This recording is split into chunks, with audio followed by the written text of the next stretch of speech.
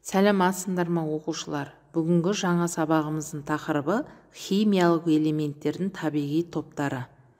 Сендерге кесте құрастырдым, сол кестеге балдар көңіл аударайық. Табиғи топтар химиялық және физикалық қасиеттердің ұқсастығына қарай біріккен элементтер тобы болып есептеледі. Сілтілік металдар. Бірінші А топ элементтері литий, натрий, калий, рубидий, цезий және франций. Ең белсенді металдар. Өте жұмсақ натрий мен калий пышақпен кесуге болады. Иілгіш, белсенді болғандықтан керосиннің немесе машина майының астында сақтайды. Франций металдардың ішіндегі ең белсенді металдардың патшасы.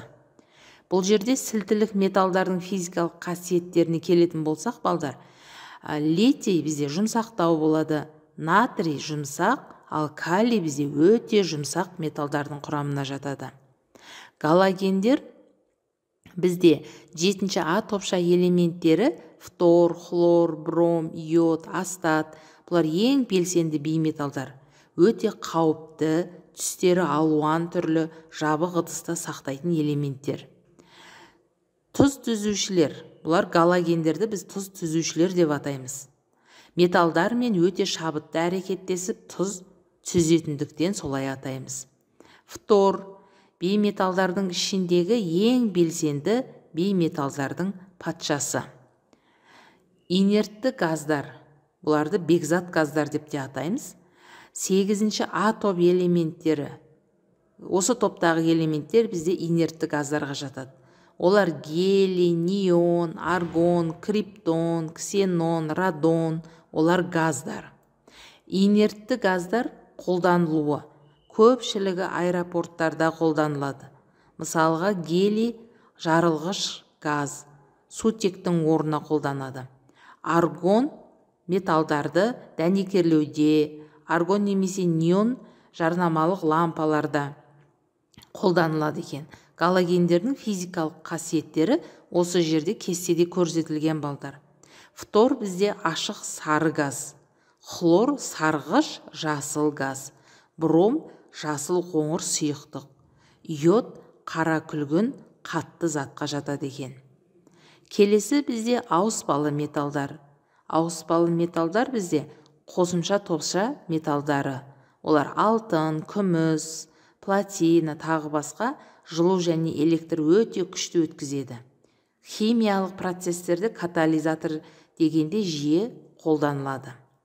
Мінекей балдар, енді қосымша факторларға келетін болсақ, алюминий мен оның құймалары авиацияда және автомобиль өнеркәсіптерінің салаларда.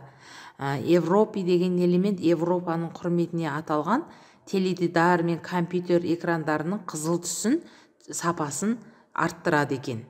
Осми негізгі қолданылу аясында автоқаламсаптың ұшын жасауда қолданылады екен. Лантан студиялық жарық беру құралдарында қолданылады. Мінекей балдар, бірсыпыра сендер осы тақырыптағы негізгілерімен танысып шықтық. Енді біліміңді тексер, тапсырмасын бірге орындайық. Осы жерде сендер жауаптарын көріп тұрсыңдар. Бірінші тапсырма. Металдардың белгілі табиғи топтарын ата дейді. Неліктен бұл топтардың атаулары бар? Бірінші топта балдар бізде сілтілік металдар. Екінші топ сілтілік жер металдар деп атайды екенбіз. Екінші топтың тапсырмалары. Элемент туралы дұрыс тұжырымдама таңдаңдар дейді. Бұл жерде калий метал ма, бейметал ма деп берген. Қызылмен белгілеп қойғанымыз бізде осы тапсырмалардың жауаптары. Демек, калий бізде металға жатады екен. Ә нұсқасында хлор бұл жерде метал ма, бейметал ма дейді. Бейметал. Бром бұл жасыл газ немесе қоңыр сұйық газ деген. Қызыл қоңыр сұйық газ деген. Демек, бұл жерде жауабы қызыл қоңыр сұйықтық болып есептеледі. В бұл жерде гелий. Инертті газ ба, әлде галоген ба деп сұрап тұр бізден. Демек, бұның жауабы балдар инертті газ. Үшінші тапсырмаға келік. Үшінші тапсырмада балдар бізде галогендер туралы мәліметтерді пайдаланып дейді, сәйкес элементтердің сипаттамаларын жаз дейді. Келесі элементтерді қолдану түрін градус цельсийлдері берілген мына кестеде. Бұл жерде бөлме температурасындағы агрегаттық күйлері берілген, балқу температурасы және қайнау температуралары көрсетілген. Хлор, бром, иод элементтерінің. Келесі балдар, төртінші тапсырмаға назар аударайық. Төртінші тапсырмада бізде берілген тұжырымдаманың ішінен натрий үшін дұрыс екеуін тап дейді. Натрийге қатысты жауапты табуымыз керек. Бұл жерде балдар натрий жұмсақ металл, натрий галоген, натрий өте белсенді сілтілік металл, натрий инертті газ дейді. Демек, бұл жерде натрийге қатысты натрий жұмсақ металл және өте белсенді сілтілік металдарға жатқызылады екенбіз. Алтыншы тапсырма. Қандай элементтер туралы сөз қозғалып жатыр дейді. Бұл жерде X дегеніміз бұл белгілісіз элемент деген сөз. Элемент X элементі белсенді емес дейді. Ол аэростаттарды қолдандыру үшін қолданылуын күннің құрамында кездеседі дейді. Демек, бұның жауабы балдар гелий. Нұсқасына қараймыз. Элемент бұл жерде сумен өте шабытты әрекеттесетін металл дейді. Ол керосин астында сақтайды дейді. Демек, оның жауабы балдар бізде литий. Келесі тапсырма. Элемент қызыл қоңыр түсті сұйықтық өте қауіпті дейді. Бейметалл дейді. Демек, бұның жауабы балдар бізде бром болады екен.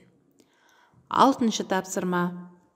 Бұл сұрақтар балдар бізде бірінші топтың негізгі топшасында орналасқан Францияға байланысты дейді. Францияның таңбасы қандай? Қасында қызыл түспен сендерге көрсетіп қойдым. Францияның реттік нөмірі мен атомдық массасы неге тең?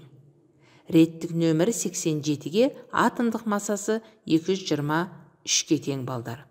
Бұл металға жатама, әлде бейметалға жатама дейді. Демек, бұл металға жатады.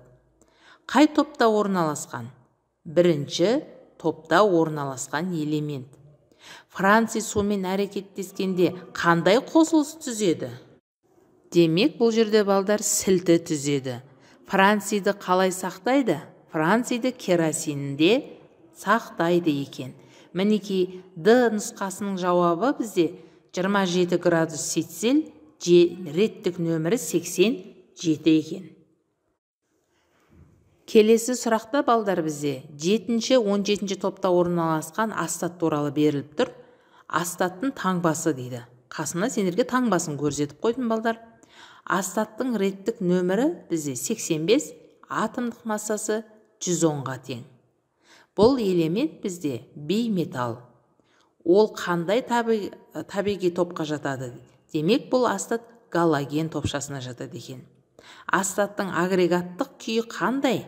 Агрегаттық күйі қатты. 8-ші тапсырма. Сілтілік металдар туралы келесі тұжырымдаманың қайсысы дұрыс дейді? Демек, сумен әрекеттескенде сілті түзеді, сумен әрекеттескенде қышқыл түзеді. Дұрысы А, дұрысы Ә дейді. Екі тұжырымдама да дұрыс, екі тұжырымдама да дұрыс емес дейді. Демек, балдар, бұл жерде сумен әрекеттескенде сілті түзеді деген біздің А нұсқасының жауабы дұрыс болып тұр екен. 9-ші тапсырмада металдардың қайсысы сұйытылған күкірт қышқылына сутекті ығыстыра алады дейді. Демек, балдар, бұл жерде темір, хром, сынап, магний берілген. Демек, бұл жерде сынап бізде сутекті ығыстыра алмайды дейді. 10-шы тапсырмада бізде балдар кесте берілген. Кестеде көріп тұрғандай сендерге гелий, хлор, азот элементтерінің атомдық нөмірі, атомдық массасы, протон саны, нейтрон саны, электрон сандары берілген.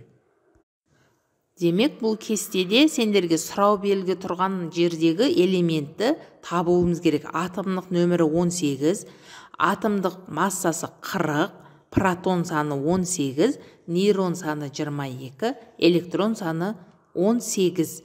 Демек бұл жерде аргон деген элемент тұрады екен балдар. 11-ші кестені пайдаланып сұрақтарға жауап беріңдер дейді. Кітаптарыңда кестеге қарай қойыңдар балдар. Бұл жерде қай элемент атомында 13 электрон бар дейді. Жауабы алюминий. Қай атомда нейтрон жоқ дейді. Жауабы сутек. Қай 3 химиялық элемент атомдарында протон, нейтрон, электрон сандары өзара тең боп келеді екен. Бұл жерде күкірт, магний, кальцийдікі тең боп келеді балдар. В нұсқасында бізде қандай 2 химиялық элемент атомдарында нейтрон сандары тең дейді. Натрий мен магнийдікі. Қандай атомда протон мен электрон сандары тең дейді. Әр элементтің электрон саны оның протон санына тең болып келеді екен.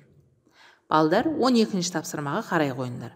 12-ші тапсырмада кез келген химиялық элемент атомын X, Y деп белгілеуге болады дейді. X, Y, Z деп. Демек, бұл жерде таңбалар нені білдіреді деп бізден сұрап тұр. X элемент, Y атом, Z бізде реттік нөмірді білдіреді екен. Мінекей балдар, бүгінгі тапсырманы біліміңді тексер тапсырмасын бірге орындадық.